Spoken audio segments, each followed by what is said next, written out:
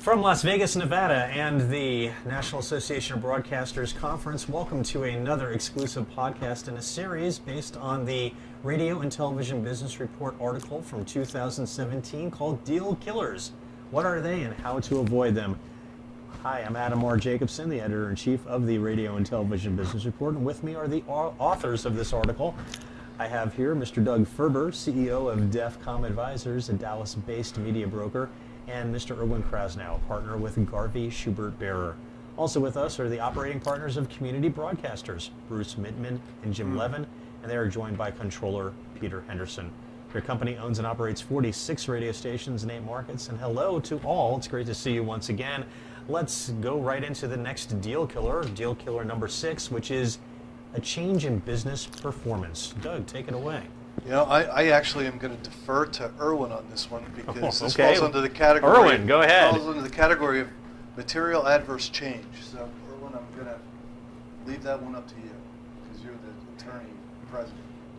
Buyers obviously are concerned about a real drop-off in performance of the station, or to use the legal jargon, a material adverse change. And sellers, of course, are resistant to such language, partly thinking it's somewhat beyond their control.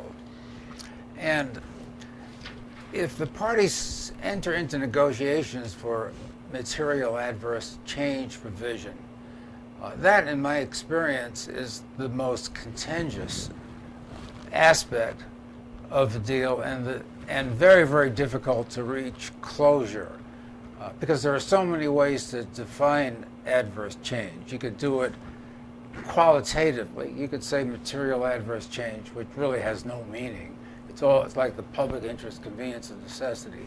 It's in the mind of the beholder. Or you can quantify it, sometimes in terms of a percentage change. And you can then go further to write a provision that says if there's a material adverse change of X and Y, then here are the consequences. So that's something that is very difficult for the parties to feel comfortable with.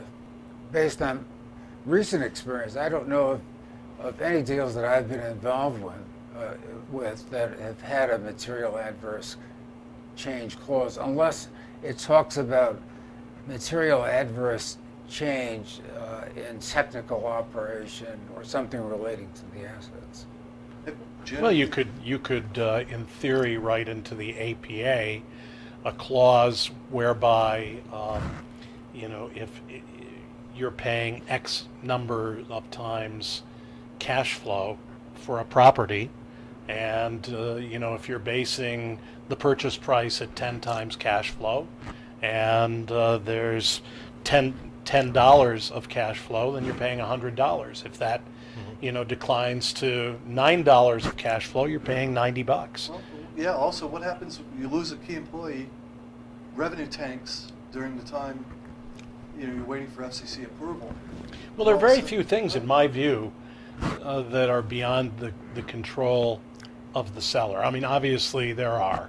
In the South where we own radio stations, there could be a massive hurricane that takes you out. Right. And theoretically, insurance will put you back on and you have business interruption insurance, but still, what does that do? Beyond, acts of God, there's very little that the seller can't control, I don't think. I really don't. It's really hard to prove it.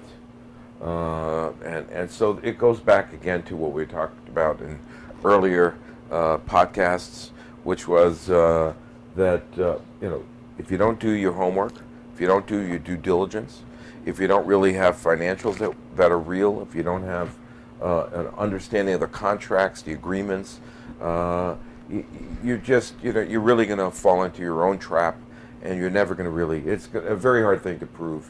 So the lesson that we've learned is better do your due diligence up front and make sure you know what you're buying. So I have a question that I want to throw in here because I interviewed I'm not going to say the owner, but someone that is in the ownership of a, let's just say, Midwest broadcast company.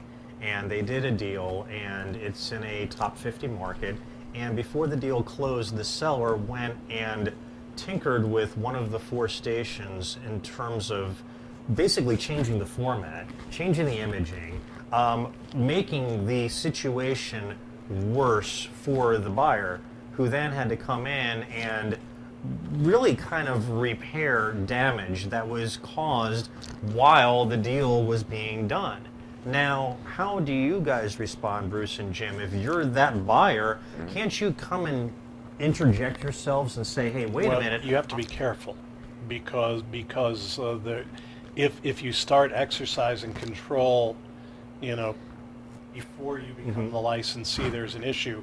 But it seems to me, and I don't know that we've actually put this in any of our agreements, but there ought to be a way where the buyer and seller agree that the products, for example, won't be changed without their mutual agreement. It really comes down to one thing: do you want the deal or don't you want the deal?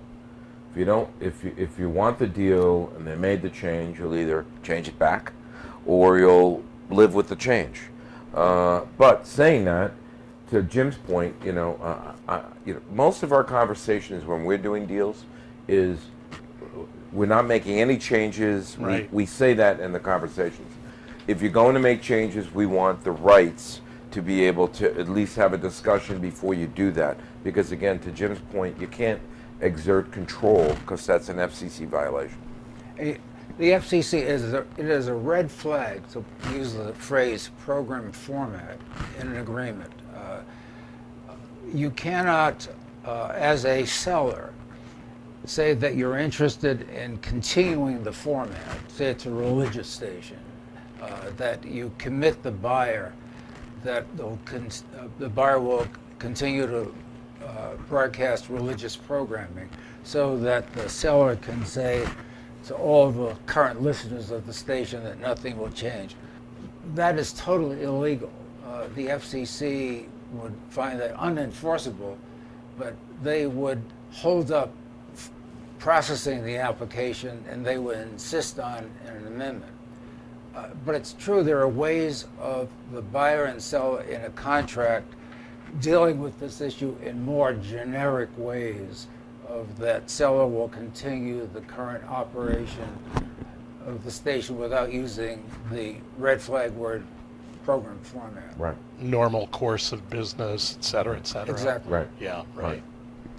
So before I'm going to wrap up, want to throw out a last question, because a loss of a key advertiser could also be a quote deal breaker. But again, you're the buyer of a radio station, and it's really not the seller's decision to part ways, it's that client. So, let's say that there's like a big furniture chain and they just say, hey, we have to cut our budget, we're not going to advertise on your radio station. Okay, the deal is in process. That doesn't really affect you buying it. No. So, does it? No, I think the only thing that might affect your buying something is if you're in a marketplace like Olean and Dressler Rand closes its plant down. Then you're probably have not a going to do the situation. deal because the economics of the community is such that you're going to be dealing with something you cannot manage or Fort control. Drum leaves Or Watertown. Fort Drum closes down in Watertown. I mean, those are issues that really are going to close a deal down. You're going to lose an advertiser every day. Right. Your attrition rate's 35%.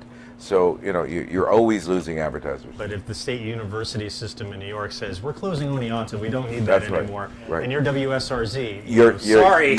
you're in trouble at that point. Yes, that's right. Well, Market we know well. Yes, we do.